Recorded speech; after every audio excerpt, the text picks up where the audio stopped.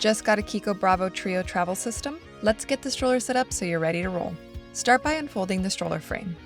Grab the handlebar, pull up, and press down on the seat until you hear a reassuring click. Now slide the rear axle into the frame. You'll hear a click when it's in. Quick tip, make sure those brakes are pointing outward. Next up, the back wheels. Slide on one, add the washer and pin, then snap the hubcap on top. Before moving on, lock the back wheels to keep things steady. Then push the front wheels into the slots until they click. Lift the handlebar up from its folded position and adjust to the height that feels best for you.